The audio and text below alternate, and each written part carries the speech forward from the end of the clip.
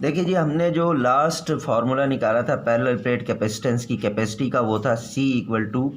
हमारे पास epsilon naught area over D, जिसमें एप्सिलॉन नॉट दो प्लेट्स के दरमियान जो कि अपोजिट चार्ज हुई हुई हैं, ठीक है ना, पॉजिटिव और नेगेटिव, उनके दरमियान मीडियम था, जो कि इस वक्त एप्सिलॉन नॉट का मतलब है कि आपके पास मीडियम वैक्यूम था। डी इन दोनों प्लेट्स के दरमियान डिस्टेंस है और एरिया इन दोनों का इसका प्लेट एरिया है, ठीक है ना। अब अहम बात यह है कि आप देख सकते हैं इस फार्मूले में कि आपके पास अगर इनके दरमियान मीडियम जो है वो आपके पास एप्सिलॉन नॉट है, यानी दूसरे लफ्ज़ों में वैक्यूम है, या कोई और मीडियम है जो मैं बात कर चुका हूँ, उसका एप्सिलॉन आर भी आ जाता है साथ इस फार्मूले में। अगर आपने एक कैपेसिटर बना दिया तो उसके दरमियान मीडियम भी आप फिक्स कर देंगे, उसके जो आपके पास प्लेट है उसका एरिया भी फिक्स कर देंगे, क्योंकि कैपेसिटर बनने के बाद एक बार बन गया, उसके बाद आप बार बार एरिया उसका नहीं चेंज कर रहे हैं,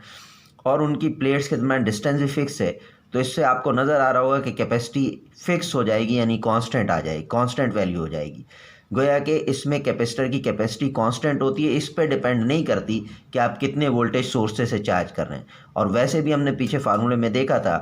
लास्ट लेक्चर में कि कैपेसिटी में हम लेते हैं कि कितने कूलम चार्ज स्टोर करेगा 1 वोल्ट के पोटेंशियल डिफरेंस पे, उस पर हमने वोल्टेज फिक्स कर दिए थे 1 वोल्ट के पोटेंशियल डिफरेंस पे, उसी को हम वही डेफिनेशन लेते हैं। यानी ज़ाहिर है अगर हम 2 वोल्ट के पोटेंशियल डिफरेंस पे इसको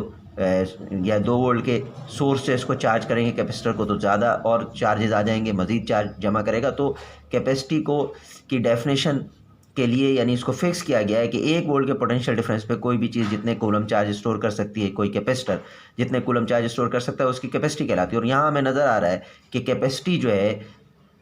इस चीज़ पे डिपेंड नहीं कर रही है कितने वोल्टेज से आप चार्ज कर रहे हैं या कोई और फैक्टर पे, बल्कि किस पे डिपेंड कर रही है, इनके दरमियान मीडियम पे, एरिया पे और डिस्टेंस बिटवीन द प्लेट्स पे। गोया कि आप एक कैपेसिटर बना देंगे तो ये चीज़ें क्योंकि चेंज नहीं होंगी एक बार कैपेसिटर बनाने के बाद, लिहाजा कैपेसिटी जो है आपके पास कांस्टेंट हो जाएगी। फर्दर हम देख सकते हैं एरिया और डिस्टेंस बिटवीन प्लेट, ये एक तरह की ज्योमेट्री है इसकी, तो इसकी ज्योमेट्री पे डिपेंड कर रही है और इसके दरमियान मीडियम पे डिपेंड कर रही है। फिलहाल हम मीडियम वही एप्सिलॉन नॉट यानी आपके पास जो है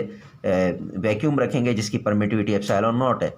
तो आगे हम देखते हैं एक और कैपेसिटर, ये पैरेलल प्लेट कैपेसिटर के लिए था। अब हम देखते हैं ज्योमेट्री थोड़ी सी अलग हो, जैसे स्फेरिकल कैपेसिटर हो तो कैसे क्या होगी आपके पास कैपेसिटी। तो स्फेरिकल कैपेसिटर में देखें, अब जाहिर है ये स्फीयर है लेकिन हम इसको 3 डायमेंशनल नहीं बना सकते इस कॉपी पे, लिहाजा 2 डायमेंशनल बना रहे हैं। इसमें 2 स्फीयर मीन्स बॉल लाइक चीज़, एक इनर और एक आउटर साइड पे 2 स्फीयर होते हैं, दोनों एक दूसरे के ऊपर हैं। एक स्फीयर की चार्ज जो है आपके पास इस तरह से कि पॉजिटिवली चार्ज है उसकी पूरी प्लेट, और जाहिर है इसके पूरे कंडक्टिंग ये सरफेस है तो इसके पूरे सरफेस से यूनिफॉर्म डिस्ट्रीब्यूशन होगी इस चार्ज की। और दूसरा वाला स्फीयर जो है अपर स्फीयर, ये हमने ले लिया कि नेगेटिवली चार्ज है, ठीक है ना। इस स्फीयर का जो इनर स्फीयर है इसका सेंटर से लेके यहाँ तक का डिस्टेंस आप कह लीजिए इसको आप RA कह लें, और इस ऊपर वाले स्फीयर के सेंटर से लेकर सरफेस तक के डिस्टेंस को आप RB कह लें, ठीक है। और इन दोनों के दरमियान का डिस्टेंस जो है यहाँ से RA से लेकर RB तक, इसको R कह लें। तो अब हमारे पास यही है कि अगर मुझे इलेक्ट्रिक फील्ड मालूम करनी है तो मैं क्या करूँगा, ये इनर स्फीयर के ऊपर एक गाउशियन सरफेस बनाऊँगा, ठीक है, जो कि इसके RA से बहुत क्लोज होगा, यानी इस स्फीयर से बहुत क्लोज होगा, सबसे पहले वो बनाएंगे। और उसके बाद फिर वही करेंगे जो हमने स्फीयर में किया था, हम दोबारा नहीं कर रहे कि छोटे छोटे डेल्टा एरिया ए में डिवाइड करेंगे कि उस द्वारा उसमें इलेक्ट्रिक फील्ड रेडियल डायरेक्शन में वो और उस डेल्टा एरिया ए दोनों की डायरेक्शन सेम रहेगी, उससे इलेक्ट्रिक फील्ड मालूम करेंगे। फिर हम एक स्फीयर यहाँ बनाया इस तरह से गाउशियन सरफेस, यानी इसके ऊपर इलेक्ट्रिक फील्ड मालूम करने के लिए, फिर एक उससे फ़ौरन बाद अगली बनाई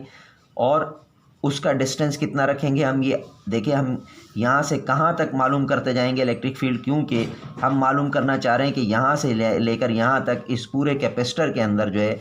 बेसिकली हमारे पास कैपेसिटर का फार्मूला जो जर्नल फार्मूला था वो था C इक्वल टू, बल्कि हम यूँ लिख लेते हैं Q इक्वल टू C/V था।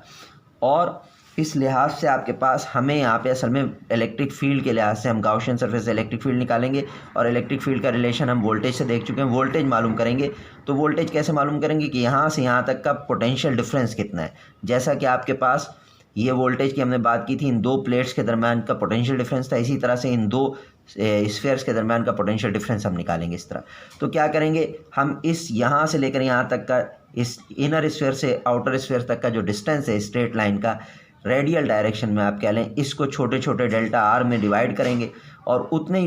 डिफरेंसेस पर, जो डेल्टा आर ज़ाहिर है वही थ्योरी के बहुत माइनर है, अप्रोचेस टू ज़ीरो है,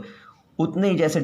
डिस्टेंसेस पर स्फीयर बनाते जाएंगे और उस पर जो है गाउशियन सरफेस बना के जो है, यानी स्फीयर का मतलब गाउशियन सरफेस बनाते जाएंगे, इस इनर स्फीयर को क्लोज करते जाएंगे, इलेक्ट्रिक फील्ड मालूम करेंगे और फिर उस लिहाज से पोटेंशियल डिफरेंस मालूम करेंगे। तो अब हमारे पास, मैं उसको दोबारा नहीं कर रहा, आपके पास ये हो चुका है। हमारे पास जो है इनर स्फीयर के बिल्कुल करीब जो आपके पास इलेक्ट्रिक फील्ड आएगी वो आपके पास E कह लें, वो बन जाती थी 1/4 और आपके पास R² और Q और एप्सिलॉन नॉट बनता था, यानी 1/4 एप्सिलॉन नॉट और ये बन जाता था Q/R²। और ये Q क्या था, ये Q वो जो टोटल चार्जेस आपने जो है इसके अंदर वो किए हुए थे, यानी क्लोज किए हुए थे, इनक्लोज किए हुए थे, वो क्या थे, इसके सारे चार्जेस थे। तो अब आपके पास इससे वोल्टेज अगर मैं निकालूं VA तो वो हो जाएगा 1/4 एप्सिलॉन नॉट, दोबारा हम उसकी पूरी कैलकुलेशन नहीं कर रहे, Q/R²। और आपके पास इनटू, आपने E की वोल्टेज का फार्मूला पढ़ा था, किसी भी एक पॉइंट के वोल्टेज का E/R होता है हमारे पास, ठीक है। और ज़ाहिर है E इलेक्ट्रिक फील्ड और R की डायरेक्शन में, रेडियल डायरेक्शन में, इलेक्ट्रिक फील्ड भी उसी डायरेक्शन में होगी, डॉट प्रोडक्ट बेसिकली जो है आपके पास। तो उसमें हमने जो है, क्योंकि रेडियल डायरेक्शन में ले रहे हैं, तो रेडियल डायरेक्शन में इलेक्ट्रिक फील्ड और ये R की डायरेक्शन दोनों क्या रहेगी, पैरेलल रहेगी, लिहाजा उसका कॉस थीटा कंपोनेंट भी क्या आएगा, वो आपके पास 0 होगा, तो ये E/R आ जाएगा। तो यहाँ पे हम RA के करीब जो सरफेस बनाई है आप कह लें उसके करीब ले रहे हो, तो ये आप R² आपके पास RA का स्क्वायर बन जाएगा। और मज़ीद यहाँ भी हम लिख लेते हैं RA का स्क्वायर, क्योंकि हमने उस, यानी ये जो इनर सरफेस है इसके करीब जो स्फीयर बनाया था, बिल्कुल करीब, जिसका रेडियस जो है RA से माइनर से ज़्यादा था, हम उसको RA के बराबर ही ले लेंगे। तो उस पे हमने इलेक्ट्रिक फील्ड निकाली थी और उससे अब हम इलेक्ट्रिक वोल्टेज निकाल रहे हैं। तो ये क्या है, इलेक्ट्रिक फील्ड का फार्मूला ये था, मल्टीप्लाइड बाई R, और यहाँ पे R क्या है, RA, तो ये कैंसिल हो जाएगा, गोया कि ये VA का फार्मूला आ गया, यानी voltage very close to the inner sphere, ये आपके पास आ गया 1/4 एप्सिलॉन नॉट और Q/RA, ये हमारे पास आ गया। इसी तरह VB तक हम चले जाएंगे, इसको कहाँ तक इंटीग्रेट करना, भी मैंने कहा था पोटेंशियल डिफरेंस यहाँ से यहाँ तक का लेना है। तो हम वो इलेक्ट्रिक फील्ड मालूम करने के बाद जो है फिर वो वोल्टेज मालूम करेंगे। तो जब वोल्टेज मालूम करेंगे तो VB पे जो वोल्टेज आएंगे वो आएंगे 1/4, यानी हम दोबारा वो पूरा प्रोसीजर नहीं कर रहे कि पहले इलेक्ट्रिक फील्ड मालूम करें फिर उससे हम जो है पोटेंशियल मालूम करें। इलेक्ट्रिक फील्ड हम पहले मालूम कर चुके हैं, वही वाली इलेक्ट्रिक फील्ड हमने लिखी, वो उसी फार्मूले से निकलेगी और उससे जो है पोटेंशियल मालूम कर लिया। अब हम VB का पोटेंशियल निकाल लें, Q/ आपके पास क्या आ जाएगा, RB आ जाएगा ये, यानी RB का स्क्वायर, ये इलेक्ट्रिक फील्ड हो गई, इंटू RB। पोटेंशियल मालूम करने के लिए इलेक्ट्रिक फील्ड E/R, ये आपके पास आ गया, ये कैंसिल हो गया, तो ये हमारे पास आ गया VB = 1/4 एप्सिलॉन नॉट और Q/RB। और अब हम पोटेंशियल डिफरेंस इस इनर स्फीयर और आउटर स्फीयर के दरमियान, जो चार्ज स्फीयर उनके दरमियान मालूम करेंगे, तो हो जाएगा VA माइनस VB, और ये आपके पास हो गया 1/4 epsilon not Q/RA minus 1/4 epsilon not Q/RB। और अब आप इसको पोटेंशियल डिफरेंस मालूम कर लें, तो VA से VB तक का जो पोटेंशियल डिफरेंस है इन दोनों स्फीयर के दरमियान, वो आ गया 1/4 एप्सिलॉन नॉट और Q, ये सब कांस्टेंट है, ये सॉरी कांस्टेंट भी और वैसे भी आपके पास जो है कॉमन है, तो हमने कॉमन निकाल लिया, Q/4 एप्सिलॉन नॉट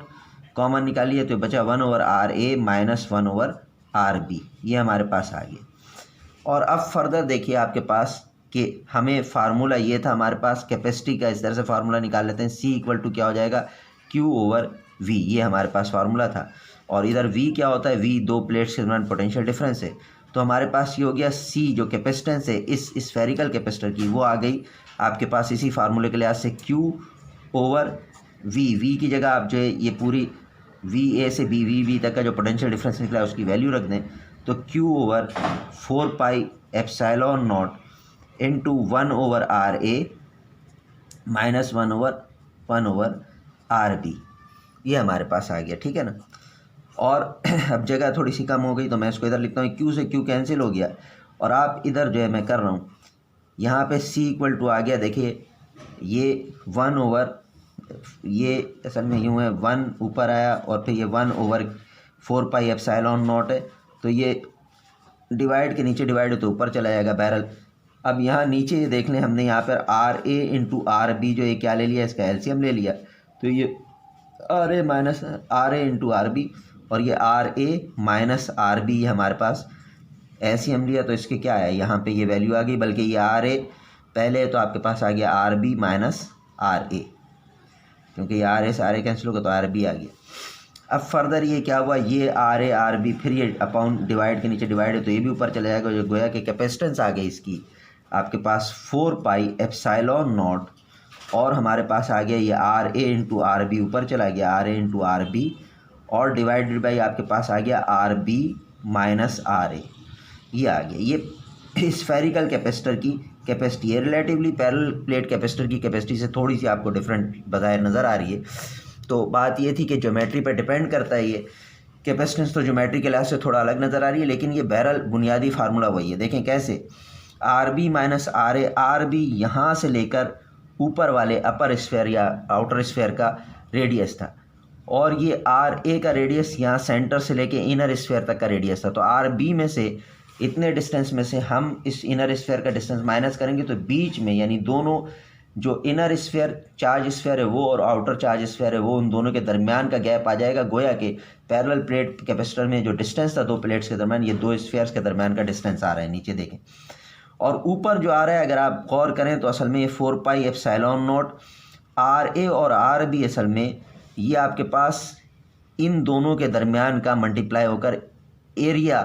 आप कह सकते हैं, असल में ज्योमेट्रिक मीन कहलाता है इसका, वो आ रहा है और इसके दरमियान का जो है इन दोनों के दरमियान के एरिया को शो कर रहा है, ठीक है ना। तो ये आपके पास जो है स्फेरिकल कैपेसिटर्स की कैपेसिटेंस है। यहाँ भी स्फेरिकल कैपेसिटर की कैपेसिटेंस भी उन चीज़ों पर डिपेंड नहीं करी जो हम पिछले लेक्चर में डिस्कस कर चुके हैं कि ना मटेरियल पर डिपेंड कर रही है, हाँ इन दोनों के दरमियान जो है, इन दोनों चार्ज स्फेयर के दरमियान जो मीडियम यूज़ किया गया है इस वक्त उस पर ज़रूर डिपेंड करेगी, लेकिन इस वक्त हमने वो वैक्यूम ही लिया हुआ है। तो उसके अलावा ना मटेरियल पर डिपेंड करिए कि दोनों स्फेयर किस कंडक्टर के बने हुए हैं, यानी कॉपर या फलान जो भी मुख्तलिफ कंडक्टर हैं आपके पास उनमें उन पर डिपेंड नहीं कर रही, और साथ ही साथ जो है आपके पास जो है कितने वोल्टेज तक आप इसको चार्ज कर रहे हैं, इन सब चीज़ों पर डिपेंड नहीं कर रही, बल्कि इसकी ज्योमेट्री पर डिपेंड करती हुई नज़र आ रही है और इन दोनों स्फेयर्स के दरमियान जो मीडियम इस्तेमाल किया उस पर डिपेंड करती हुई नज़र आ रही है। और फर्दर मज़ीद ये आप देख लें कि अगर आप इस कैपेसिटर को भी एक बार बना देंगे, यानी दो स्फेयर लेके, तो ज़ाहिर है स्फेयर का रेडियस बार बार चेंज नहीं करेंगे, एक बार आपने बना दिया उसके दरमियान जो मीडियम यूज़ किया वो भी फिक्स हो जाएगा, तो कैपेसिटी फिर जो है फिक्स हो जाएगी यानी कांस्टेंट हो जाएगी।